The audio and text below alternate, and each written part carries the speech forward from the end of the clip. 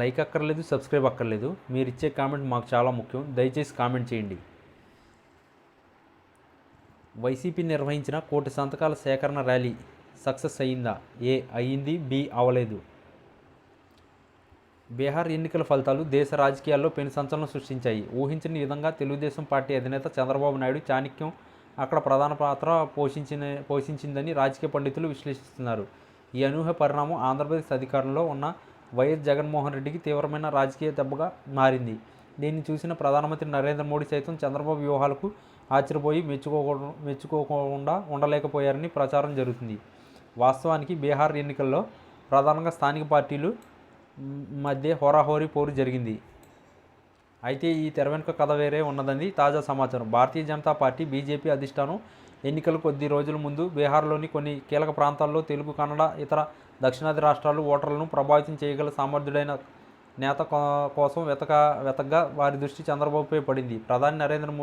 ప్రధాని మోడీ ప్రత్యేక అభ్యర్థన మేరకు రంగంలోకి దిగిన చంద్రబాబు కేవలం కొద్ది రోజుల వ్యవధిలోనే బీహార్ రాజధాని పాట్నా కేంద్రంగా సరికొత్త వ్యూహాలను రచించారు. సుమారు 15 నియోజకవర్గాల్లో దక్షిణాది ప్రజలు అధికంగా ఉండే ప్రాంతాలను గుర్తించి వారి మాతృభాషలోనే ప్రచారం నిర్వహించారు. బీహార్లో కీలకంగా ఉన్న కొన్ని చిన్న సామాజిక వర్గాలను ఇతర రాష్ట్రాల నుంచి వలస వచ్చిన వారిని సమన్వయం చేయడంలో ఆయన అనుభవం అద్భుతంగా పనిచేసింది. స్థానిక యువతను ఆకట్టుకునేలా సాంప్రదాయ రాజకీయ నాయకులు భిన్నంగా సోషల్ మీడియా వేదికగా ఆయన చేసిన ప్రసంగాలు, ప్రత్యేక వీడియో సందేశాలు అద్భుతమైన ప్రభావాన్ని చూపాయి. ఈ వ్యూహాల ఫలితంగా కూటమికి అదనంగా దాదాపు 10 నుండి 12 సీట్లు లభించాయని, ఇవి గెలుపుకు కీలకంగా మారాయని తెలుస్తుంది. చంద్రబాబు బీహార్లో కీ రోల్ పోషించడం, విజయంలో భాగస్వామి కావడం జాతీయ స్థాయిలో ఆయన గౌరవాన్ని ప్రభావం పెంచింది. ఇది ఆంధ్రప్రదేశ్ రాజకీయాలపై తీవ్ర ప్రభావం చూపనుందనేది విశ్లేషకుల మాట. జగన్మోహన్ రెడ్డి ప్రభుత్వంపై ఉన్న వ్యతిరేకత, అపారమైన అప్పులు, సంక్షేమంపై అధిక దృష్టి, రాజధాని సమస్య వంటి అంశాలు ఏపీ రాజకీయాలను వేడెక్కిస్తున్నాయి.